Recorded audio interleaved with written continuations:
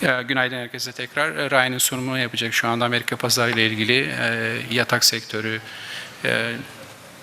geri dönüşümle ilgili, buradaki kurallarla ilgili, kanunlarla ilgili herhangi bir soru olursa cevap vermeye çalışacağız. Teşekkürler. Stage is yours. Okay. Thank you, Nasif. It's a pleasure to be here this morning. We really appreciate the fact that the International Sleep Product Association has been invited to participate in this trade show.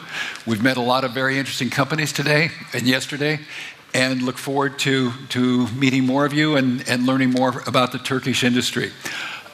Nasif asked me to give a brief presentation about who ISPA is, what we do, a little bit of an overview of the U.S. market, and talk about some of the services that we provide to the U.S. industry in terms of consumer research, data, and then recycling efforts. The next slide, please. First of all, who are we? The International Sleep Products Association is the trade association for the mattress industry. We have over 700 members from around the world.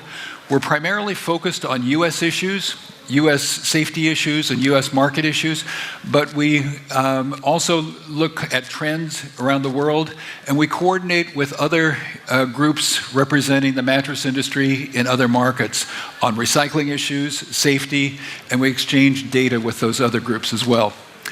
In addition to the trade association, which is a little over 100 years old, we also have started in 2013 the Mattress Recycling Council. The Mattress Recycling Council is a separate company. I am president of both ISPA and MRC. MRC currently is operating in 3 American states, California, Connecticut, and Rhode Island. In 2024, we will begin operations in Oregon. We have recycled over 10 million mattresses and bases in the last 6 years, and we're looking forward to increasing that business over time. Next slide. ISPA's mission is to lead and advance the interests of the sleep products industry, and our vision is to help the world sleep better. Next, please.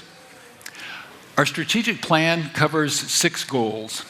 The first is to provide data and information to the industry in terms of market developments and trends. The second is to provide information to the industry about the consumer, what the consumer is looking for in mattresses, the sleep health connection, and then communicating industry information to the consumer. The third is advocacy. We are advocates for the industry, primarily in the United States, but also to some extent abroad. We work with the legislators and the regulators in the United States at both the federal and the state and local levels. We're dealing with safety issues, recycling, chemical content, consumer disclosure types of issues, issues that directly affect our members' bottom line. We also want ISPA to be as inclusive as possible. We're not an industry association just for the big players. We represent the entire industry. The large players, the medium companies, and the small family-owned companies. We work with the suppliers, the manufacturers, and the retailers. Our job here is to embrace the entire industry and help provide information, networking opportunities, and advocacy services to the entire industry. To do all of that, our organization needs to be healthy. We do that through membership dues, but we also have publications. We have 2 magazines, Bedtimes and Sleep Savvy, which are focused either on the industry or the retail segment. That provides revenue for us. We also have the ISPA EXPO every 2 years, which again provides networking opportunities for the industry, but also provides revenue to ISPA. And then we have other conferences throughout the year. In terms of the U.S. industry, the revenue has grown steadily over the last 20 years. We had a little bit of a dip during the last recession, but overall, even with the pandemic, sales revenue has gone up. Next slide. But sales volume in terms of units has generally declined over the last several years. Next slide. And that means that the average unit price is going up. Part of that is because of recent inflation in the last year, 18 months, but part of it also is that I think the industry is doing a better job of selling sleep. We're not just selling a piece of equipment at the lowest possible price. We're working with the consumer to address their needs, their health needs, and other needs. And we are making some success, I think, in helping tell the consumer that you need to buy the right equipment to accomplish what you need. So what's changing?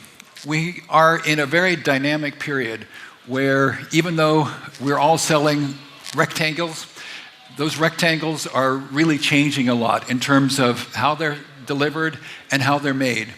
Boxed bedding obviously has been a huge disruptor in the US market, and I think that that is a trend globally. I don't know if boxed bedding is a big factor in Turkey, but certainly it's a big trend in Europe and growing trend in Asia.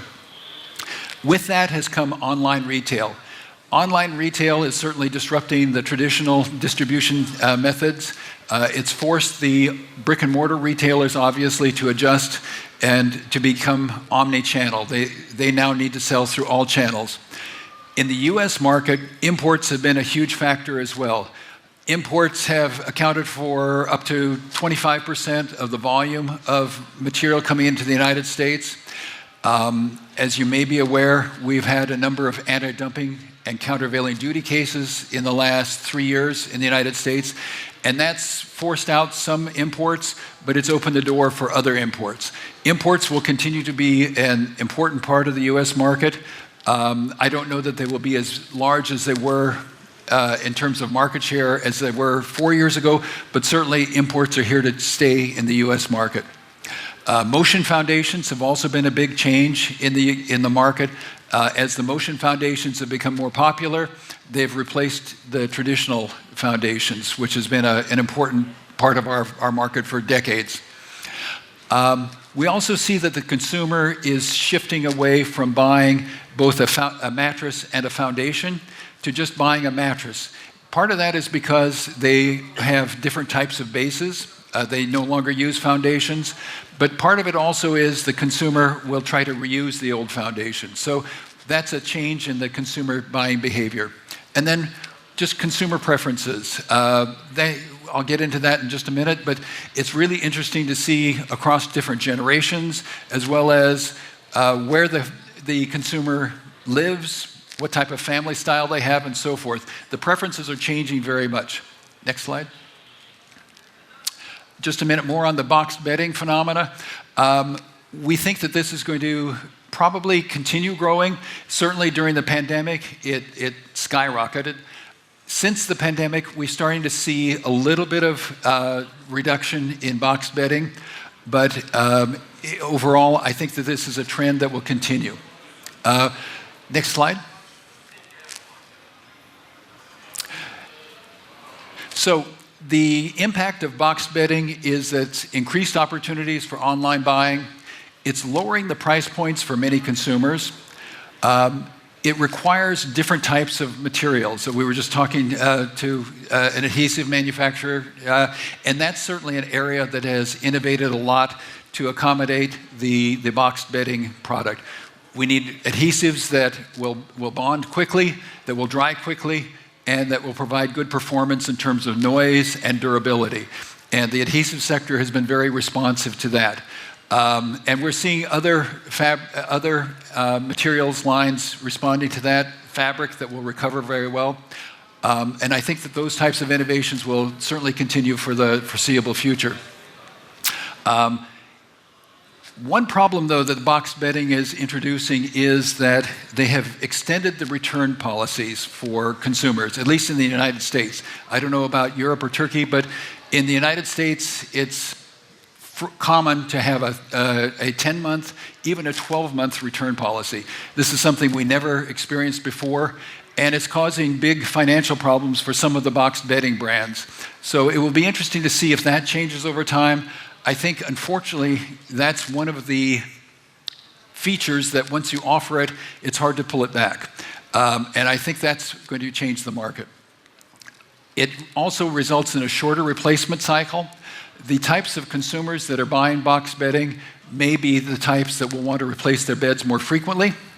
And then it's just disrupting the whole supply chain from the raw materials coming in to the distribution systems as well. The other big change that this is making is that it's mixing and blurring the distinctions that we've had for decades between suppliers, manufacturers, and retailers. 10 years ago, you didn't cross those lines very often. Today, many suppliers are also the retailers. So it's just changing a lot of the dynamics in the market. To follow some of the consumer changes, ISPA has a committee within our organization called the Better Sleep Council. The Better Sleep Council's purpose is to understand the consumer more and then provide information to the consumer that will help her in her decisions to buy a new bed. We don't want the consumer we want to prepare the consumer so that when she comes into the showroom or she goes online, she knows what she wants. What type of bed are you looking for? What dimensions? What price points? We want to prepare the consumers so that when they're ready to make this purchase, they close the deal. They don't just keep shopping. Next. Here's some of the information I was talking about that's very interesting to me. And that is, how are the consumer desires, preferences varying over different segments of the industry? For example, by age. We know that my generation will keep a bed much longer than my children and other generations. We're finding that the younger generations in the United States, at least, are replacing their beds very quickly. My generation will hold on to them a longer period. So that helps the mattress manufacturer think about what type of marketing they should offer to those different generations, but also how do you build the bed? If the young consumer is going to throw their bed away in 7 years, maybe you use different materials. If the older generation wants a bed to last 10, 12, 15 years, you use more durable materials. Likewise, men and women have different desires. If you're a family with children at home or an empty nester, your replacement patterns are different. I think it's also interesting that the urban consumer will tend to replace her mattress more frequently than the suburban or the rural consumer. This type of deeper segmented information, I think, will help the retailer and the manufacturer be more efficient in helping provide the types of products that the consumer wants. So what are the features that the American consumer, at least, is looking for? We did a survey about 3 years ago on this. I think we had over 1,000 respondents. Comfort and support is certainly the biggest feature, but as you can see, all of these are important factors that the consumer is looking for in replacing her mattress. And depending on what type of consumer a given brand is focused on, this information can be useful. Next. What is the consumer willing to pay is an important issue as well. And you can see that, again, if we segment the information, different targets of the consumer audience have different price points.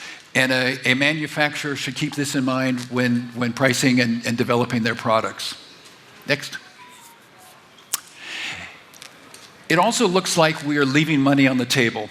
The 3 lines here represent what the consumer expects to pay, what they are prepared to pay. They may not want to, but they're prepared to pay that, and then what they've actually paid. And over time, perhaps because of box bedding, the actual transaction value, at least in our survey, this survey, shows that it's flat to going down, but that the consumer is willing to pay a little bit more. And so we need to think about this. How can we encourage the consumer to go up one level in the type of bed they're paying? How can we persuade the consumer that they really can afford and should buy a better bed than they might be getting? Next. What are some of the threats for the industry? Government intervention, I think, is one of the biggest threats and biggest costs that we face. In the United States, the trend now is to really look at the chemical makeup of our products. In the United States, we are required to use fire retardants in our products, but the fire retardants that we are using, we have very carefully checked, tested, and they are very safe. Unfortunately, the fire retardant category, though, has a very bad public image. And so a lot of environmental groups are targeting all fire retardants, and we spend a lot of our time trying to defend the ones that our industry is using. And that will keep me busy for a long time in the future, unfortunately. Labeling is also an increasing problem or challenge for us. We're seeing in Europe that product passports will be required soon for furniture and mattresses, and I think that's something that will eventually come to the United States. So we're doing work now to try to anticipate what those needs will be so that when the time comes, we're prepared, and we have a format that is practical for the industry and meaningful for the consumer.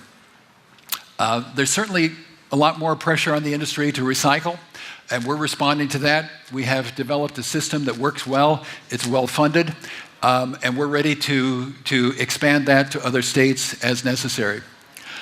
Sustainable manufacturing is also a topic that everyone is talking about in the press in the United States, but also, fortunately, everyone is talking about within the mattress industry. And I'm really excited to see how the mattress industry is responding to this. I think we'll be ready for this, but I think we need to be prepared to push back against some government intervention here. I'm always worried when the government says they know how to do things better than the industry. So we need to be prepared, have the information ready to go. And then finally, I think that we will have big challenges in the future in terms of how we package our products. I think that the box bedding phenomena is great. It allows consumers a new way to get the product into their home efficiently, but it generates a lot of packing waste. And we need to be prepared to adjust our packing methods so that we can take care of that situation. Nassif also wanted me to talk briefly about what some of the regulatory requirements are in the United States, because they are different than what you may be experiencing in Turkey or in Europe. In the United States, we have some very strict flammability requirements. There are two flammability requirements that we must meet. One is to deal with what we call smoldering ignition. If you're a smoker, you fall asleep in bed, and sometimes your cigarette will ignite the bed. In the 1960s, that was a big problem. Many people were killed by the fires caused by smoking materials. In the 1970s, we addressed that problem, but then around 2002, we started to see an increase in fires caused by candles, by lighters and matches. Unfortunately, in the United States, a lot of little boys like to play with fire. And we learned through research that they would light their matches in their bedroom when their parents were around, and then they would hide under the bed. And it was just a catastrophe. And so the industry responded to that. We worked with the regulators and developed an open flame standard. Those standards require some very rigorous testing.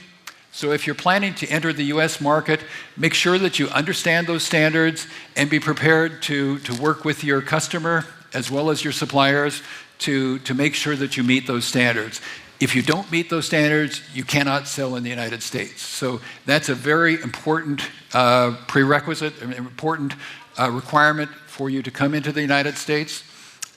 There are costs involved, but once you understand the system, it's a system that can work well for you. So you just need to be prepared for that. We have some other standards that are also very important, but they're not as demanding because they don't affect a large part of our product. For example, lead.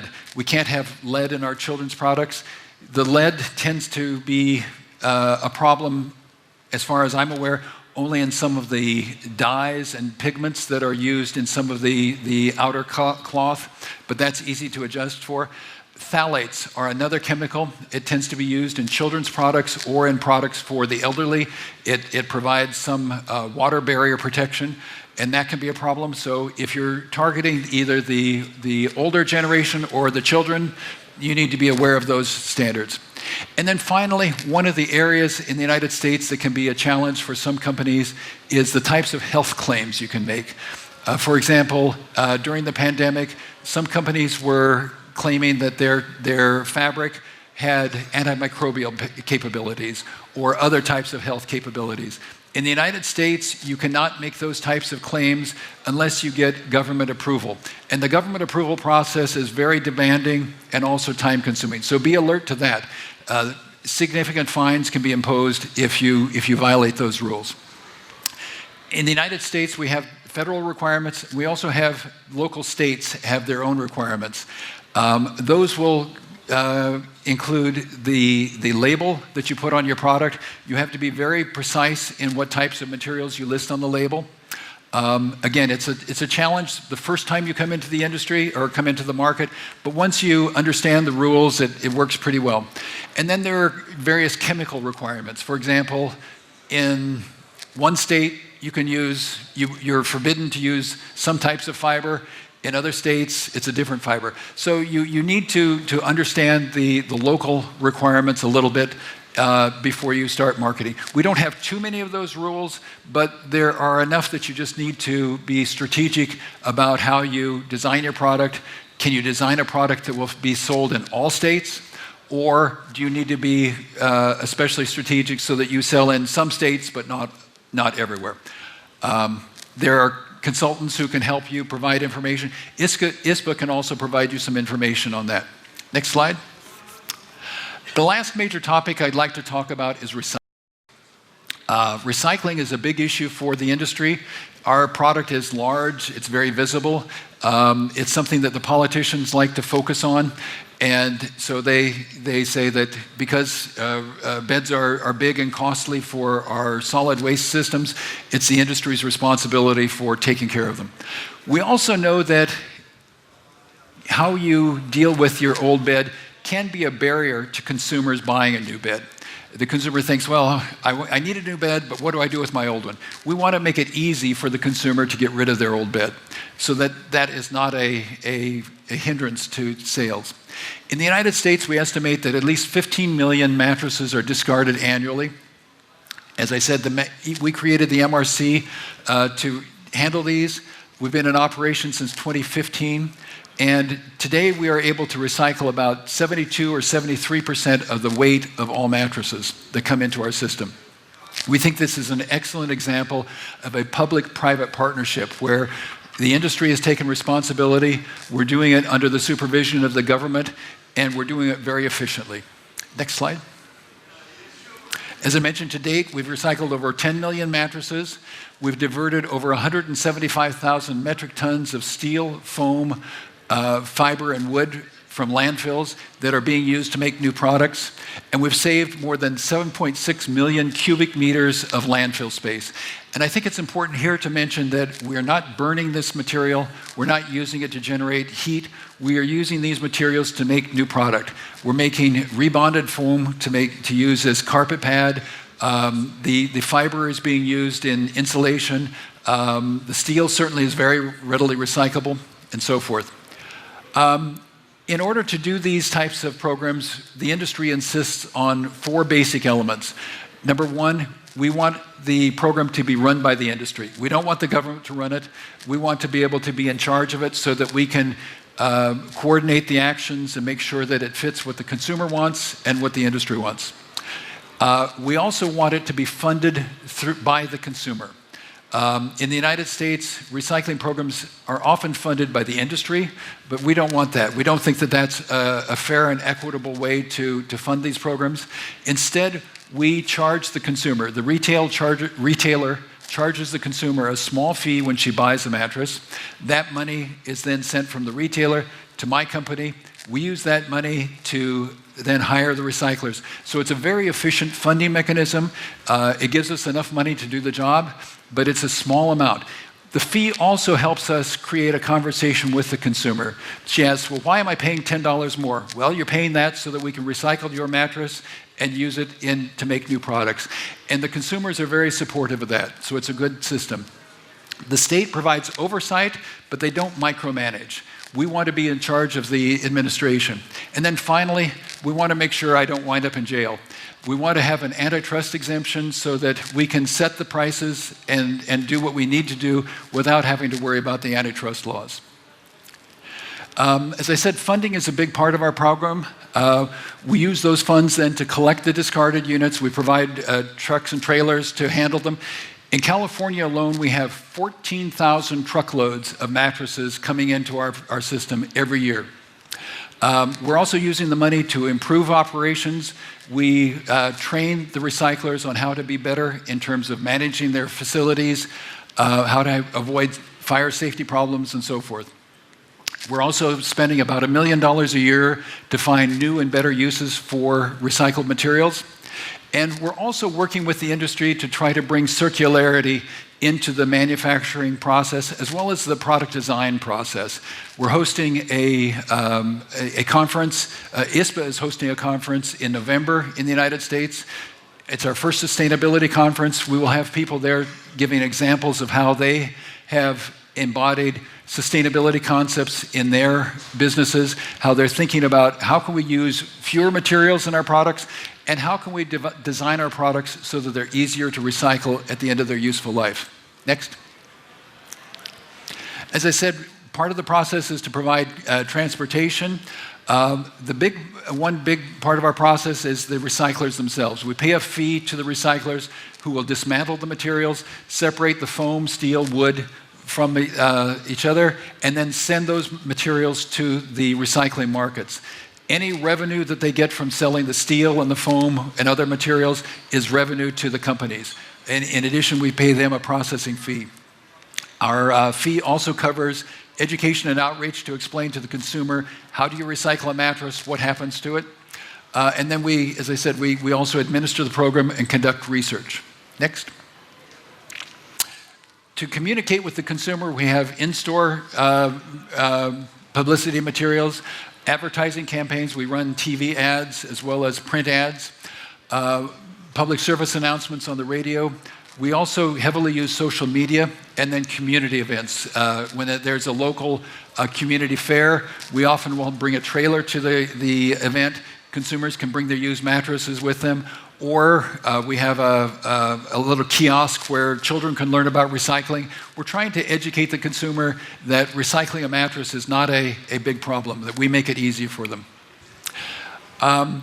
Right now, in terms of R&D, we have about 20 projects that we either have completed or have ongoing. We're focusing on identifying new and better uses for the materials. Next slide. We want to increase the recycling rate from the 72% up to something over 75%. We want to improve the financial health of our recyclers. If we can find better markets for our recyclers, they will be more sustainable, and perhaps we will have to pay them less in terms of a processing fee. We want them to succeed. They're important to our process. We want to reduce our environmental impact. As I mentioned, last year we had 14,000 trucks taking mattresses from retailers, from landfills, to our recyclers. We want to try to reduce that. We want to improve the recycling, the efficiency of our collection system. 45% of our carbon footprint on the recycling side is devoted to transport. So we're trying to compress mattresses that are coming into our system. We're trying to be more efficient that way, and we're trying to help our recyclers be more efficient as well. We're also looking to anticipate new challenges.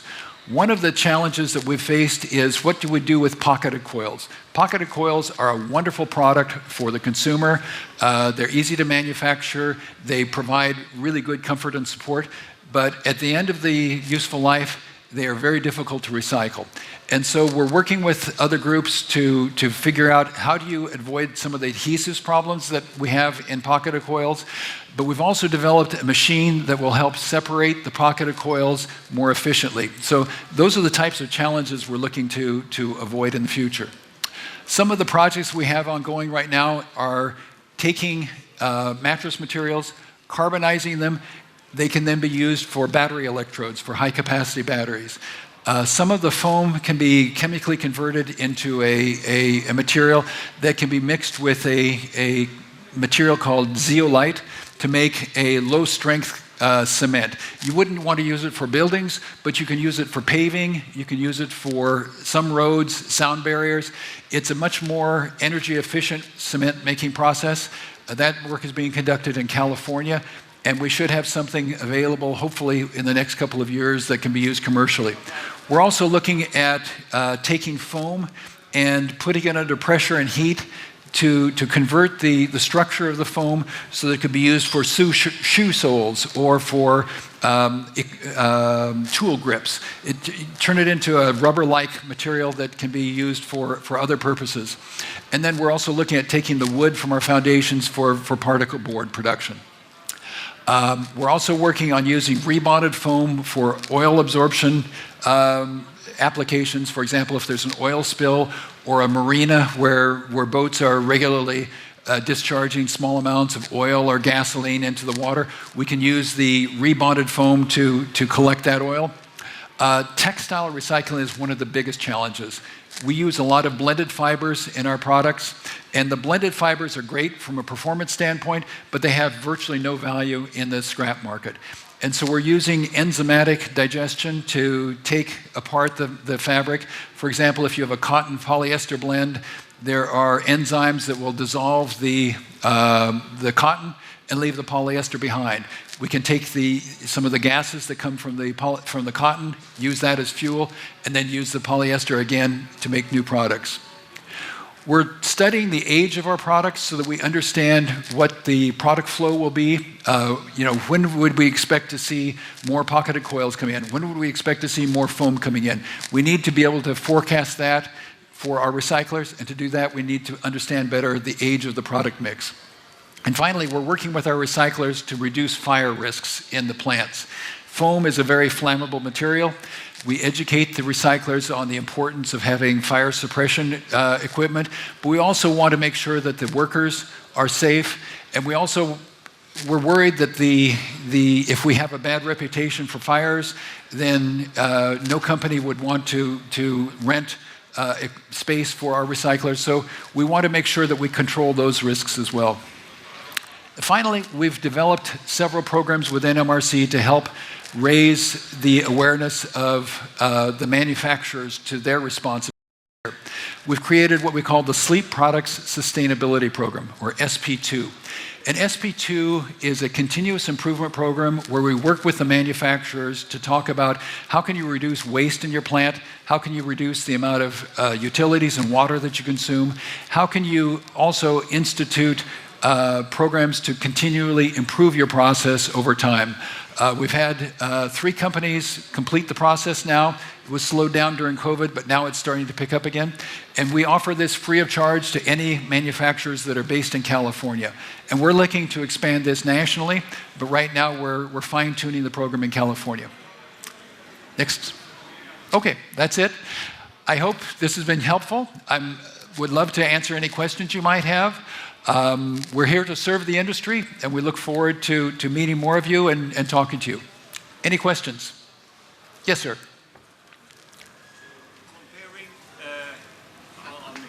Comparing manufacturing in Turkey and importing to USA Yes.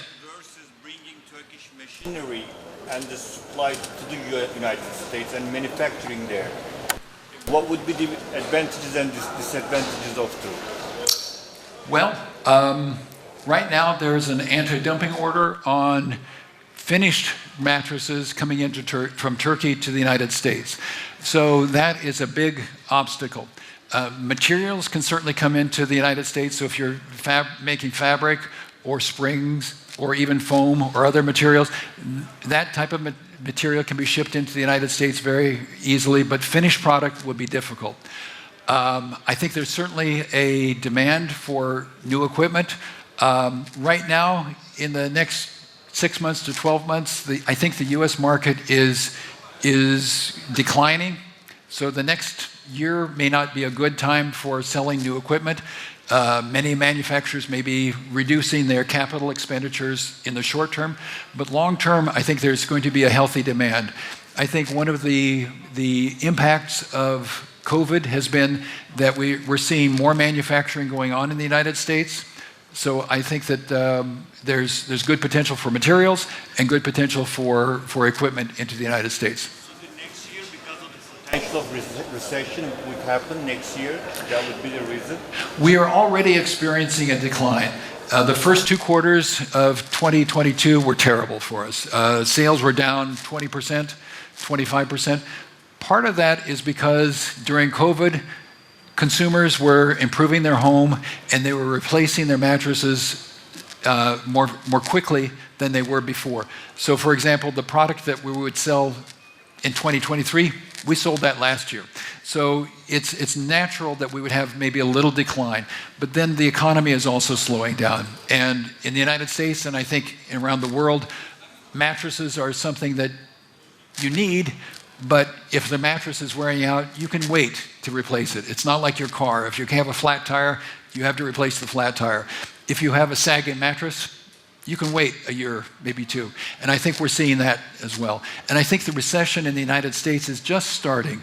Will it be a deep recession or will it be a soft landing? We don't know. But I think that for the next 6 months, it will be a soft market for the US. And as a result, I think many mattress producers will say, I'm going to use the same machinery for now.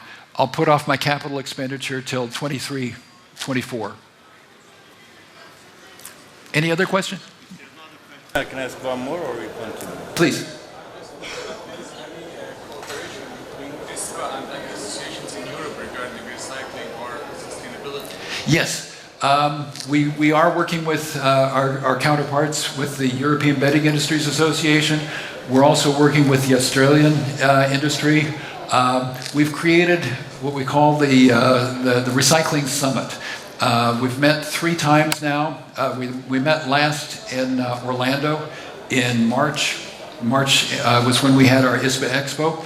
The next meeting will be at Interzoom in May of 23. And we're talking with our European counterparts and everybody around the world about recycling. We're sharing information about what are the laws in each of the countries, what are some of the new technologies. We're working with the European Bedding Industry Association on the product passport. So yes, there's a very active conversation going on. If we don't have any representatives from Turkey there, and if there's an interest in Turkish companies to get involved in recycling, we would welcome them. I think we all benefit from this conversation. Is there any signs from the government that there will be a regulation regarding recyclability for mattresses? In Europe? Yeah. Yes, it's my understanding is that it will become European-wide. I think it's taking a long time to implement that. Certainly the French have had a very active program for about 10 years. I know that the Belgians and I think the Dutch are moving forward. Germany, I'm not so sure what's going on. I don't know what's happening in Italy. I don't think there's any national program in Italy, but I think all the European states are expected to have their own recycling programs, but each of them is doing it in its own way. Maybe one more question to that. What is, you put recycling still as a threat on the slide, not as an opportunity, so that gives some notion, but what is hindering you to roll that out on the other states in the US out of the 50? Well, and it's a good point, because it is an opportunity, but it is also a threat. It's politics that's slowing us down. I don't know about your countries, but our politicians are very mischievous. They like to be insistent on some things. For example, we have a system that's working very well in California, Connecticut, and Rhode Island. And we proposed the same system in Minnesota and in Massachusetts this year. Well, the politicians got involved and they said, here we have an industry that wants to do something. Let's demand something more from them.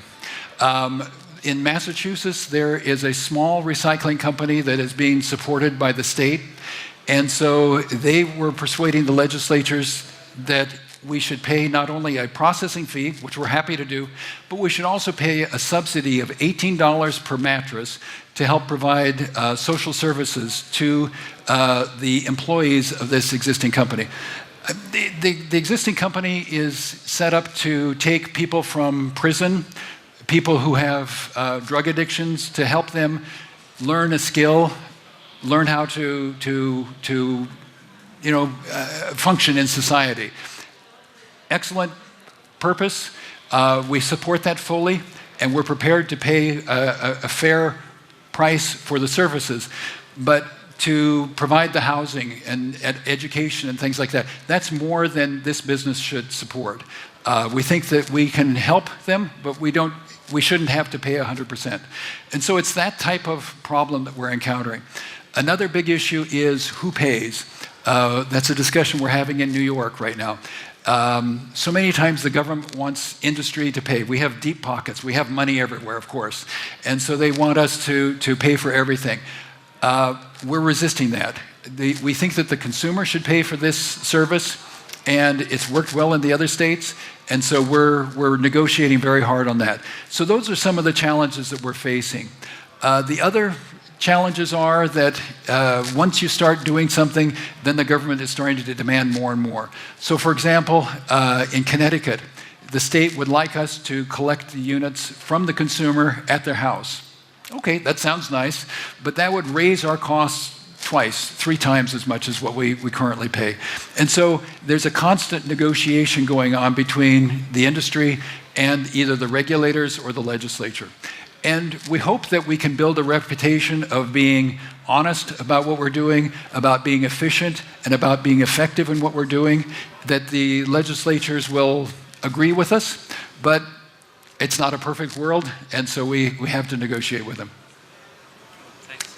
You had another question?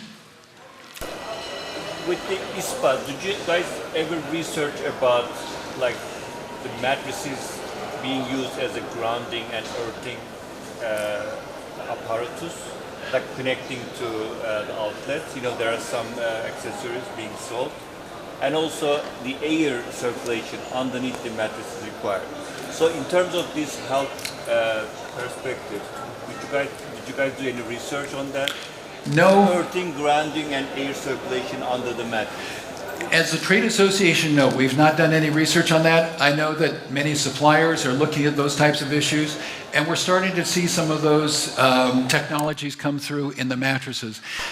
Our job is to deal with issues that individual companies cannot solve on their own. So for example, statistics.